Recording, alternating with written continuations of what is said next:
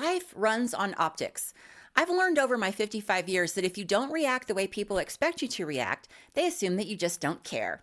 That if your face and body aren't saying, see, I'm trying, see, I'm engaged, see, look at me caring, then people might assume that you're too calm. And calm makes people nervous because it's unreadable. You have to visibly react with urgency. I'm not talking about reacting to your friend's breakup pain or caring about your dog's owie. Of course, you show up for that.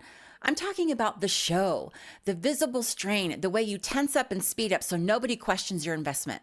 If you care about anything at all, it needs to register on your face and in your body so the people across the room know it's real. If you look neutral, they start to wonder. Neutral is suspicious. It's too calm. And apparently calm equals indifference. If you're calm, you're not trying hard enough. Nobody ever said to do this out loud, but a lot of us live like it was law. Hi, I'm Sheila. I'm not here to fix you. I'm just a woman of a certain vintage who finally stopped trying to fix herself into something more acceptable. I've untangled a few lies, and I'm not quiet about them anymore.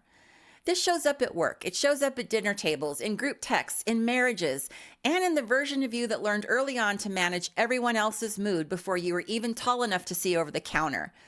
And if you've been the person who always provides it, the sigh, the scramble, the apology, the urgency, the face, congratulations, you've been promoted to emotional bait when your visible reaction becomes the thing that people are actually fishing for. It sounds important until you realize it just means that everyone gets to throw their panic at you like chum. Stop feeding the drama and choose calm, not as a performance and not as a strategy, but as a decision. Like you slept, right? Like you ate a real meal with vegetables. You know, the kind of calm that makes people squint at you like you joined a cult but won't say which one. Calm people still show up, do the work, and still handle what needs to be handled. They simply refuse to volunteer their nervous system as fuel. Now, I learned this the hard way during my long, illustrious career as an emotional janitor for other people's chaos, where my job description quietly included reacting on cue, soothing egos, and absorbing panic like a human paper towel. Two-ply. Never thanked, always damp. Turns out I'd been trained for that role since childhood, back when keeping the peace wasn't professionalism, it was survival. It wasn't just a job skill, it was my personality. And here's the part that I want to warn you about. Calm does not stop chaos from existing, it just stops it from working on you. Now, I'm going to come back to that a little bit later. For most of my career, I was excellent at reacting correctly, emotional responsiveness, if you will, like a trained raccoon, but with Outlook access. I reacted quickly, visibly, and in ways that made other people feel reassured about their own chaos. I had that concerned face, when the deadline changed, the brows, furrowed together, the soul obviously leaving my body. I felt that immediate urgency when leadership panicked about something that they personally caused. Old me heard that panic and matched it instantly. I would start talking fast, pacing mentally, throwing out solutions before anyone finished their sentence, saying things like, oh, we can't do that, or this is going to blow up, or someone needs to push back on this. My arms were flailing, my tone was elevated, my whole body was broadcasting, we are in danger, even when the danger was mostly just embarrassment and bad planning. A fire they lit, named, and then asked me to put out with my personality. And I would. And it wasn't just at work. I would do the same thing at dinner. If someone's tone shifted just a half a degree, somebody sighs, somebody goes quiet, and suddenly I'm leaning forward like we're negotiating a peace treaty, talking faster, soothing really hard, fixing. I stepped in and smoothed the edges so nobody had to sit with discomfort longer than necessary. I was basically emotional WD-40. And people loved that about me because nothing runs smoother than a system where one person quietly regulates everyone else. Then something shifted. Not overnight, not dramatically, and not because I read a book or attended a seminar, with folding chairs and bad coffee. I just stopped reacting the way they expected. That's it. That was the trick. No meeting, no manifesto. I just didn't flinch anymore. You're still going to have to do the work, have the conversation, meet the deadline, or deal with the situation. Being emotionally activated doesn't change any of that. It just adds suffering and feeds other people's chaos. I remember a meeting that had a massive last-minute change. Like the core of our product was changing with this suggestion that came from someone that obviously did not have their finger on the pulse of the customer. Tons of panic in the room, yelling, cursing. But this time, I didn't jump in. I just wrote down what was being asked, waited until the noise died down, and said what I could actually do instead of reacting to how unfair it felt. By me acting that way, the room calmed down, not because I managed it, but because I didn't escalate it. My nervous system wasn't going to change the outcome anyway. What I'm describing is what happens after you stop proving your value through urgency, reassurance, and visible stress. Calm was something that I decided to do. I wanted to stop being reactive out of habit, so I did.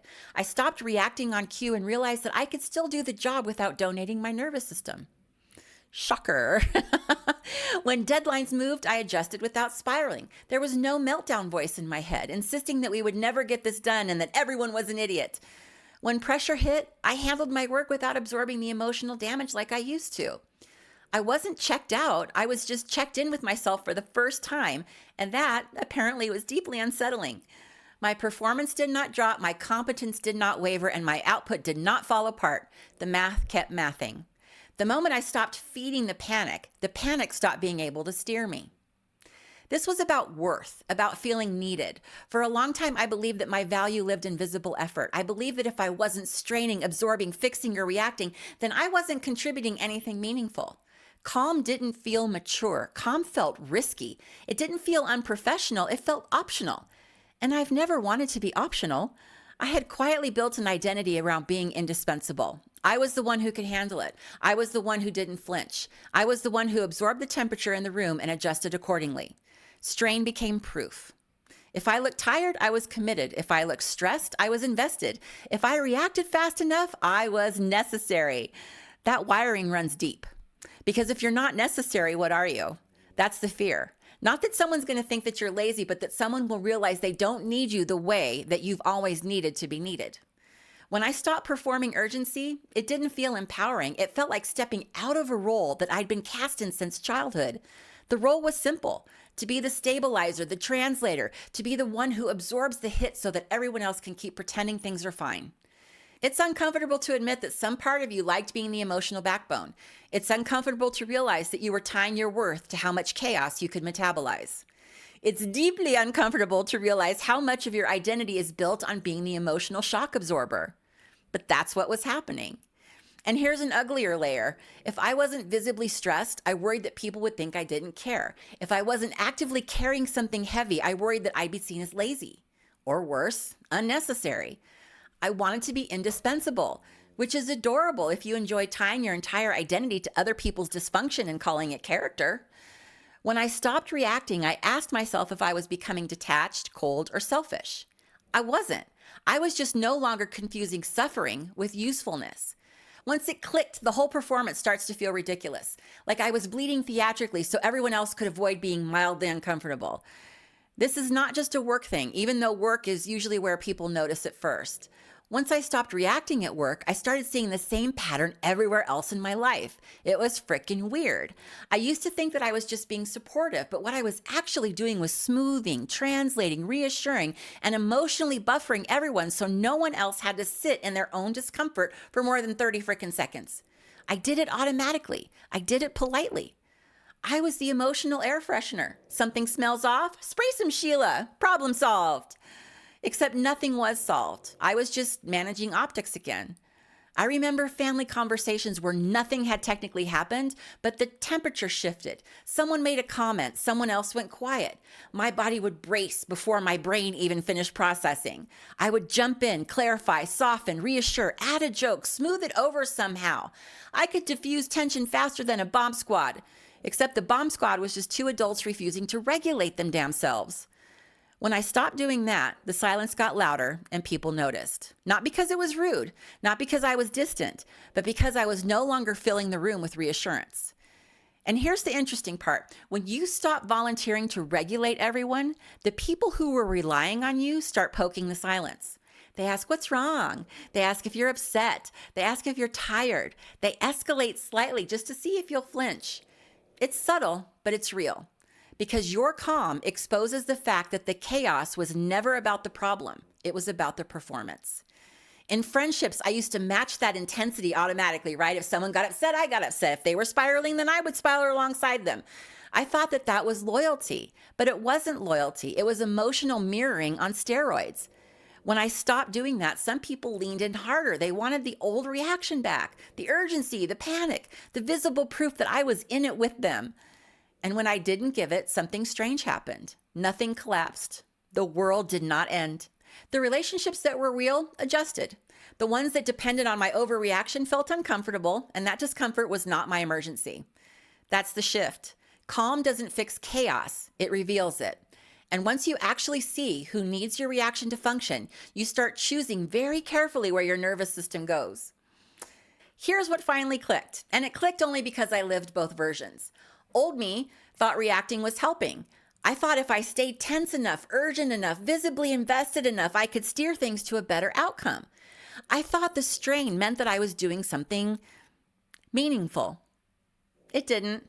What it did was make me useful to chaos. When I stopped reacting by default, something uncomfortable surfaced. A lot of the pressure that I felt was never coming from the problem itself. It was coming from the expectation that I would help everyone carry everyone else's feelings about the problem. That was the job I never formally applied for, and when I quietly resigned from it, nothing fell apart. The deadlines still moved, the conversations still happened, the family dinners still ended, the friendships either steadied or they didn't. The only thing that changed was that I stopped lighting myself on fire to prove that I cared. I still care. I just don't perform panic anymore so other people can feel validated in theirs. So, what does happen when the chaos stops working and quiet takes its place? Because calm and silence are not the same thing, and confusing them can cost you more than you realize. Let's go there next.